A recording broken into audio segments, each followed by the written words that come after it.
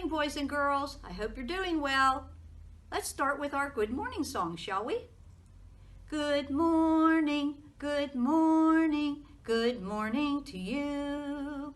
Good morning, good morning, good morning to you. Our day is beginning, there's so much to do. Good morning, good morning, good morning to you. Good morning again. Let's start with our ABCs. A, B, C, D, E, F, G, H, I, J, K, L, M, N, O, P, Q, R, S, T, U, V, W, X, Y, Z. And our letter for today is the letter G. It makes a g sound like ghost and green. Goodbye, gorilla, giant, and goats, which we are talking about today. There's some giants in some of our stories and some goats. So let's count. What number do you want to count to today? I heard somebody say the number 16. Let's do that. 1, 2, 3, 4, 5, 6, 7, 8, 9, 10, 11, 12, 13, 14, 15, 16. Very good. So now it's time. We're going to do a story, okay? David's Father, a story by Robert Munch. Julie was skipping home from school. She came to a large moving van. A man came out carrying a spoon, only it was as big as a shovel. Another man came out carrying a fork, only it was as big as a pitchfork. A third man came out carrying a knife, only it was as big as a flagpole. Yikes, said Julie. I don't want to get to know these people at all. So she ran all the way home and hid under her bed till dinner time. The next day, Julie was skipping home from school again. A boy was standing where the moving van had been. He said, Hi, my name's David. Would you like to come and play? Julie looked at him very carefully. He seemed to be a regular sort of boy, so she stayed to play. At 5 o'clock, from far away down the street, someone yelled, Julie, come and eat. That's my mother, said Julie.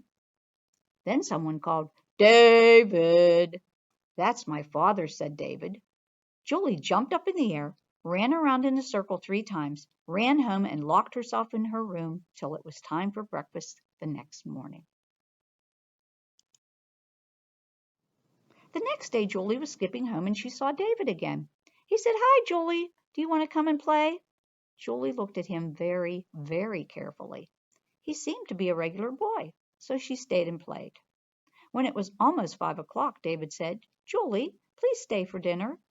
But Julie remembered that big knife, the big fork, and the big spoon. Well, I don't know, she said. Maybe it's a bad idea. I think maybe no. Goodbye, goodbye, goodbye. Well, said David, we're having cheeseburgers, chocolate milkshakes, and a salad. Oh, said Julie, I love cheeseburgers. I'll stay. So they went into the kitchen. There was a small table with cheeseburgers, milkshakes, and salads. On the other side of the room, there was an enormous table, and on it were a spoon as big as a shovel, a fork as big as a pitchfork, and a knife as big as a flagpole. David, whispered Julie, who sits there? Oh, said David, that's where my father sits. You can hear him coming now. David's father sounded like this. Boom, boom. He opened the door. David's father was a giant. On his table there were 26 snails, 3 fried octopuses, and 16 bricks covered with chocolate sauce. Ugh, that doesn't sound very good to me. What do you think? David and Julie ate their cheeseburgers, and the father ate the snails. David and Julie drank their milkshakes, and the father ate the fried octopuses. David and Julie ate their salads, and the father ate his chocolate-covered bricks. David's father asked Julie if she would like a snail. Julie said no. David's father asked Julie if she would like an octopus. Julie said no. David's father asked Julie if she would like a delicious chocolate-covered brick. And Julie said, no, but please may I have another milkshake?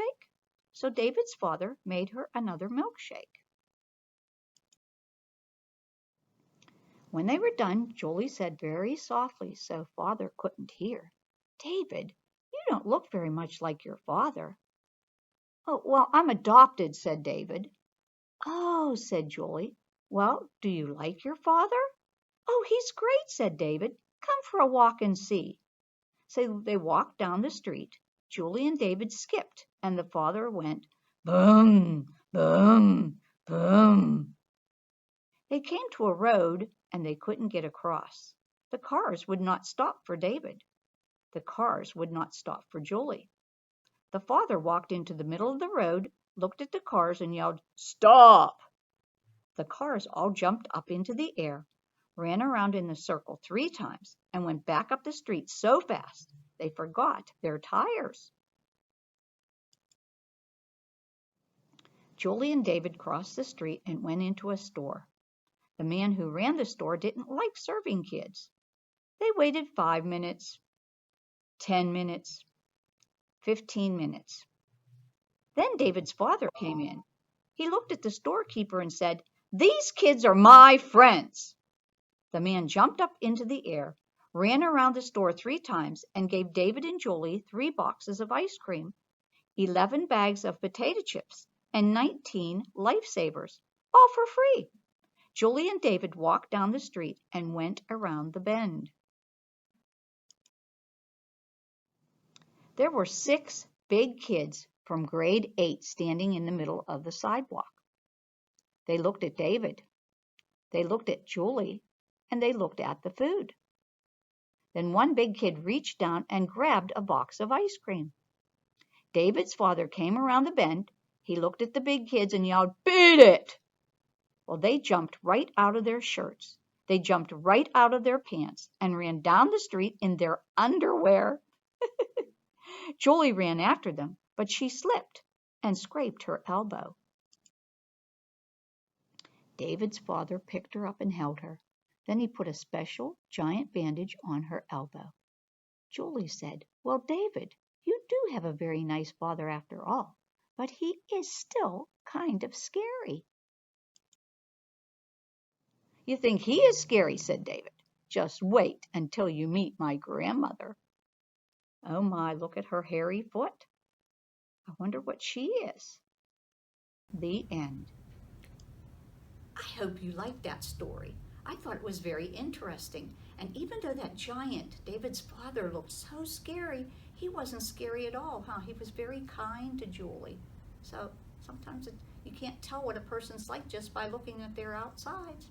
Well, I have a craft today, and this actually is going to go with our second story. Our second story is about the billy goat's Gruff.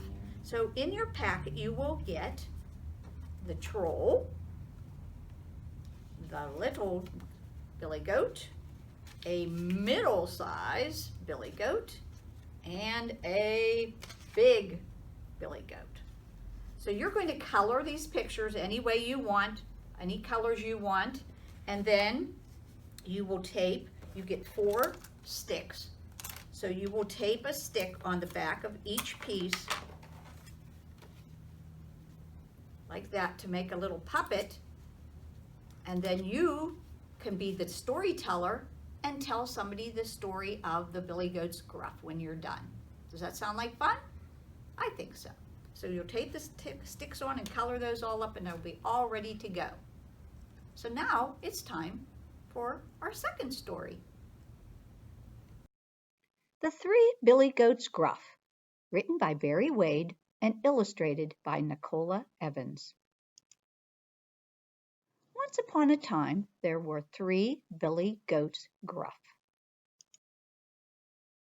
The 3 Billy Goats Gruff were very hungry. Sweet grass grew in the meadow on the other side of the river. But a wicked old troll lived under the bridge. Ooh, he looks mean. The littlest Billy Goat Gruff clattered onto the bridge. "Who's that trip-trapping across my bridge?" the troll roared. "It's only me," squeaked the littlest Billy Goat Gruff. "I'm going to eat you up," roared the wicked troll. "But my brother is so much fatter than I am," said the littlest Billy Goat. So the troll was thinking about this. "Really?" said the troll, and he let the littlest Billy Goat cross his bridge. Then the middle-sized Billy Goat clattered onto the bridge. "Who's that trip-trapping across my bridge?" the troll roared. "It's only me," said the middle-sized Billy Goat. "Well, I'm going to eat you up," roared the wicked troll. "But my brother is even fatter than I am," said the middle-sized Billy Goat. "Really?" said the troll, and he let the middle-sized Billy Goat cross his bridge. Then the biggest Billy Goat clattered onto the bridge. "Who's that trip-trapping across my bridge?" roared the wicked troll. "Me!" bellowed the biggest Billy Goat Gruff. "I'm going to eat you up," roared the wicked troll. "Oh, no, you're not," the biggest Billy Goat roared back. Ooh, they're looking.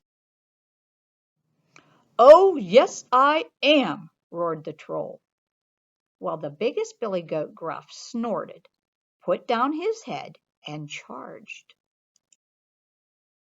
He butted that troll up into the air, right off the bridge and into the river. The wicked old troll was never seen again. The 3 Billy Goats Gruff ate the sweet grass in the meadow and lived happily ever after. And they do look very happy eating that sweet grass. The end. We've been sitting so long, I thought we'd do a song. So let's get rid of our wiggles and sillies, okay?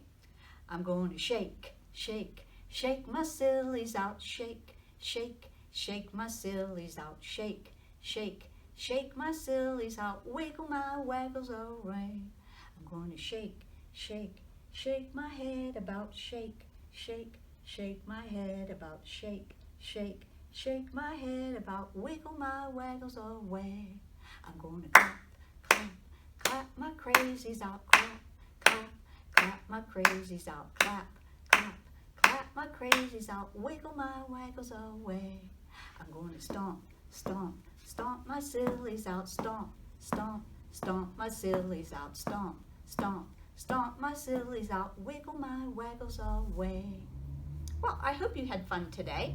I wanted to tell you that we're getting ready to change our story stroll outside of the library, and the new story will be called Number 1 Sam. It's about a race car driver. So you'll have to come up and check it out and see. We've been trying to change some things in the fairy garden and see what you can see. So let's sing our last song, shall we?